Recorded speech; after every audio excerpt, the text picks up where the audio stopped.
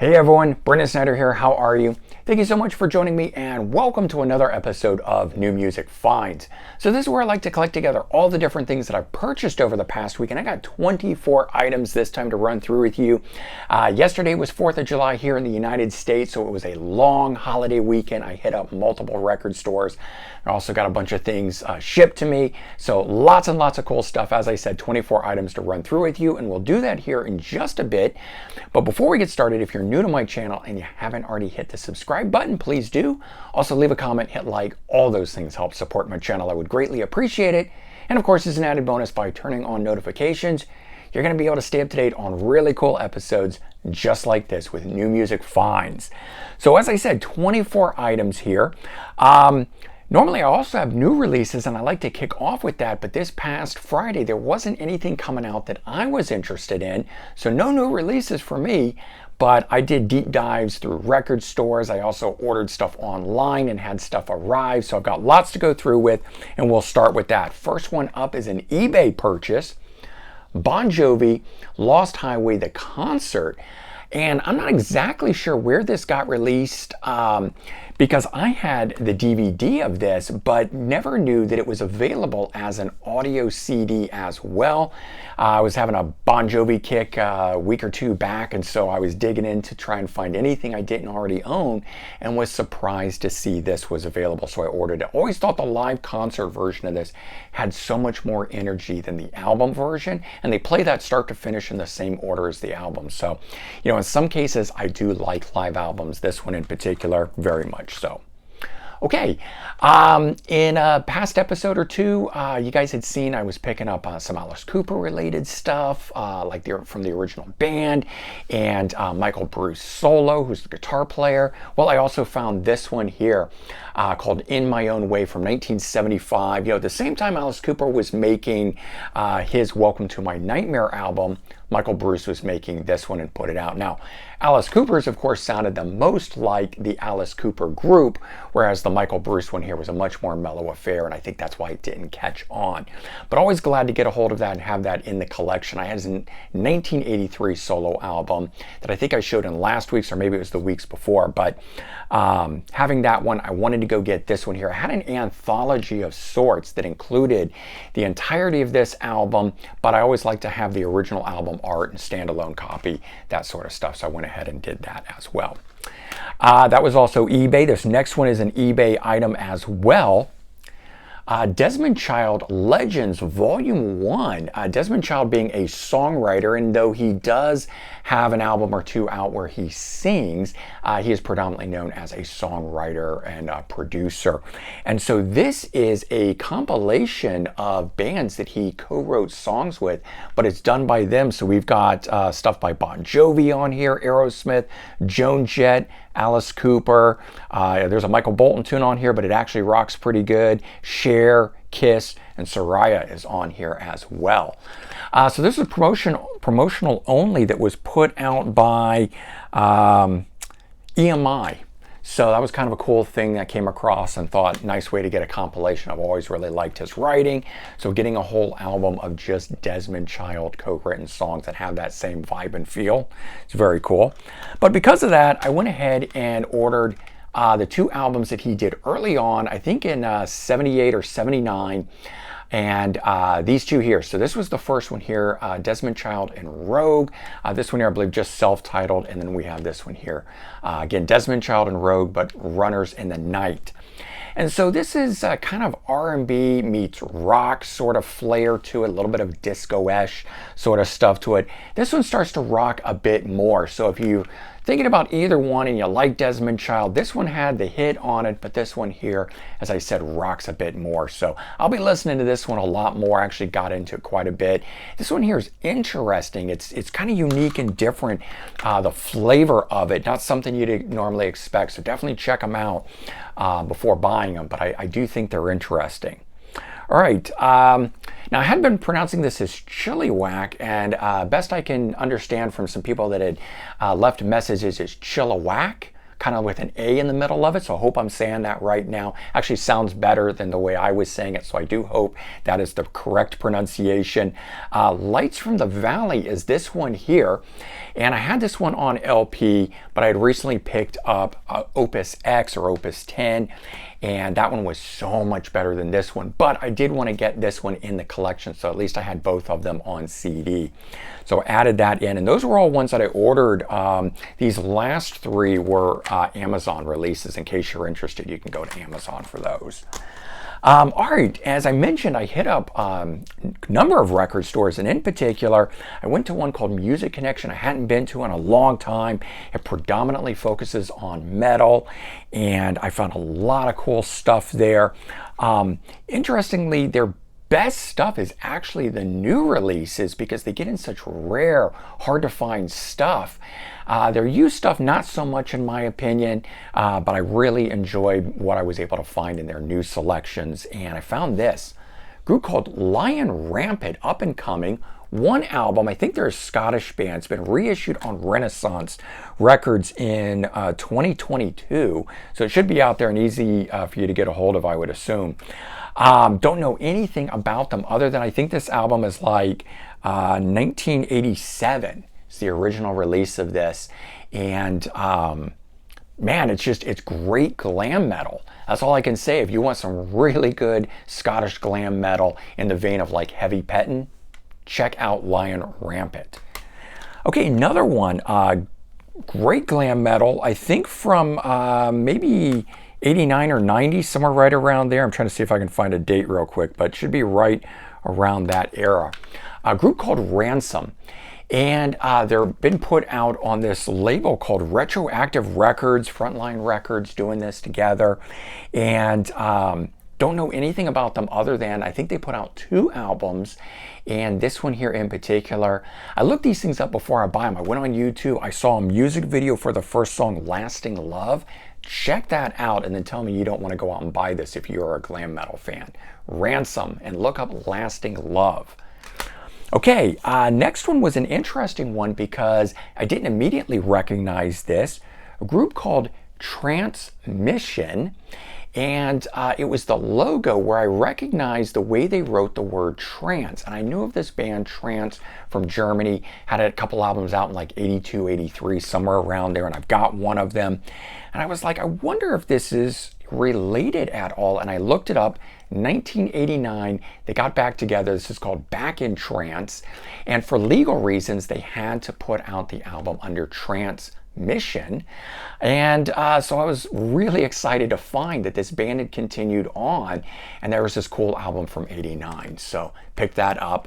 It's sort of a cross between power metal and thrash. It's not quite thrash, but it's also not quite power metal, kind of straddling the line right in there. All right, this next one is full-on thrash or speed metal. Original Sin, great album cover. It's what caught my eye, of course. But it's an all-female group. Let me see, open this up and show you. And so female vocals, of course, but it's all female members. And what's interesting is David DeFeus of Virgin Steel is the person who wrote, produced the whole thing. So the album was written by him, but played by this all-girl band called Original Sin. I'm assuming they were trying to sort of corner a niche market sort of thing, where I think at that time that was a very rare sort of a thing. So thrash, but with all girls. And it's actually really good stuff. So 3 discs. I didn't really need 3 discs. The first one is the original album. That was remastered at some point, and then the second version is again the same album but remastered at a later date. So you got 2 different remasterings on here. Then the third one on here is actually a remix, and they really cleaned up the sound on it. Well, I actually like that very early 80s, I think this is like 1983 that this came out. Very early 80s production, which is not great production, but it's just what thrash was at that time. This has that sound and is very cool. And so I do like that early mix, but I also like the cleaned up version where I can hear the guitars and everything a lot more. So that's some good stuff out on High Roller Records. And here's one with a funny name that actually turned out to be kind of interesting. MOX Nix. MOX Nix. I saw that and I said, got to be a metal band. Flipped it over, saw that, said, got to be an 80s metal band. Listened to it, same thing. I think this is 83 or 85 that this album came out. It's all kind of running together with all the different ones that I got. Put out one album on the Axe Killer label. It's a French label, and unfortunately the label folded before they could put out their second album.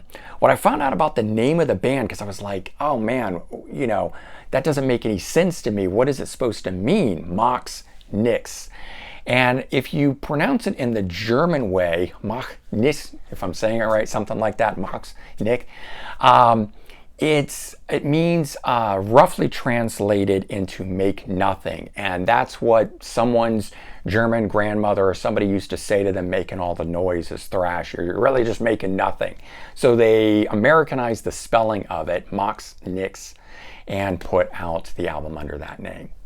It's kind of cool, but the music is great, and that's real more like traditional metal with maybe a bit of power metal thrown into it. Great vocals on both of these, I gotta say. The vocals are what I really like. It's like thrash or power metal, but with really good vocals over it, as opposed to, you know, traditional kind of metal sounding vocals that are usually quite unique.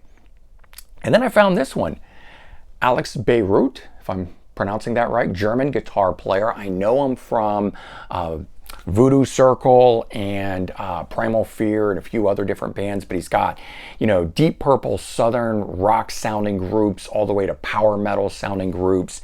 This is an instrumental guitar album where he plays all the instruments on it.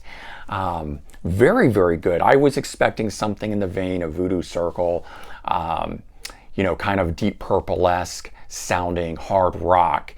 And while it is in that vein, it's instrumental. I thought it was going to have vocals and everything on it like that, so I didn't quite know what I was getting, but I love instrumental albums, so that was just an added bonus. All right, I found this too, Wang Chung, which was later changed to Wang Chung. This is the debut album by the 80s band Wang Chung, but yeah, that's what the name was originally.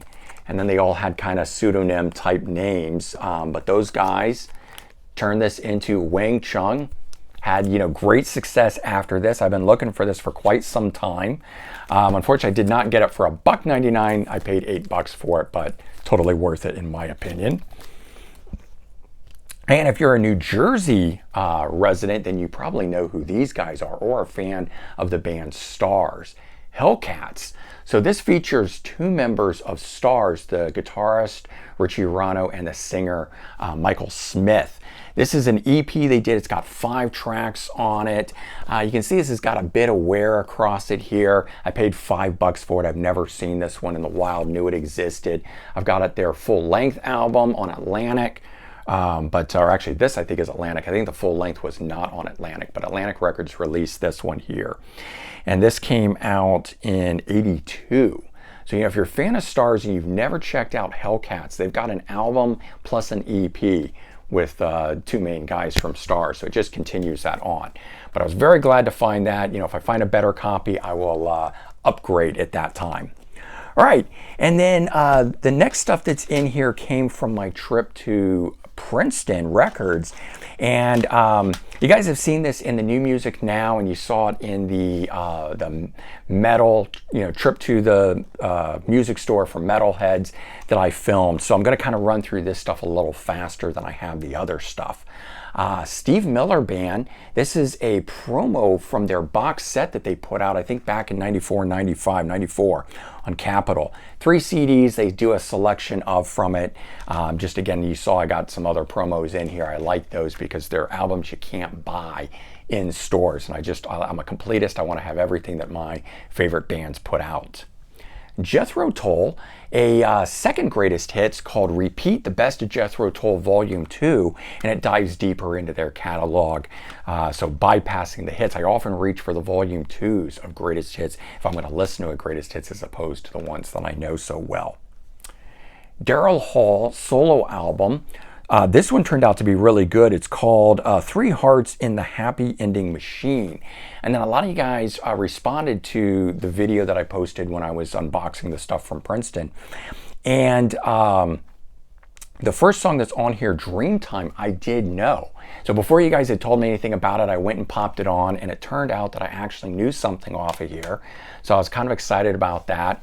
I love getting an album that I don't know that I know a song on, and then I put it on and I'm like, wait a minute, I know this. And how the heck can you remember things from 30 plus years ago where it's not been in my catalog? I've not been listening to it. I don't listen to radio stations that have that, yet that song was in my head still. It's kind of a cool thing. All right, picked up a Richard Marx album as well from 1993, Paid Vacation. And this one has a song Now and Forever, and I didn't know I knew that either, so it turned out that I did know something off it. It did turn out to be more mellow than the last album that I had gotten, which was Rush Street, which I really enjoyed. But I still enjoyed this album, even though it was a little more poppy and so forth. What I did find out is I did a little more exploration into Richard Marx, and it turns out I know a bunch of his songs from the first two albums, although they're out of print, so I'm not going to have to hunt them down used, but I am going to be picking up more Richard Marx. Never thought, my younger self never thought it would hear the older self say that, but I will be doing that. Got a Del Lord's Best Of. This turned out to be really good, just straight ahead, 3-chord rock. And I also picked up some more metal stuff while I was at Princeton. Bitch, The Bitch is Back. This is actually the second album from them, and I thought it was the first, but it's actually later. So their first album, I want to say, was 82 or 83, and why it took so long to get to this one, I don't know, but this is actually the better of the two in my opinion. Then a new wave of British heavy metal band from Belgium, Acid, and they're a female-fronted thrash metal band, so very cool stuff. I kind of can see that theme in here. I got a number of female-fronted metal bands. By the way, I didn't point this out before. Ransom is female-fronted as well. So if you are a fan of female-fronted rock bands, there's a number of them within this today. Neil Turbin, lead vocalist, or original lead vocalist for Anthrax, doing a solo album, ThreatCon Delta. This came out in 2003. And it's a little heavier than I had expected it to be. A little bit more of that down-tuned guitar sound and everything. But great hearing his vocals. And this one here, Burning Star, called No Turning Back. This one was a second album, I want to say, 86.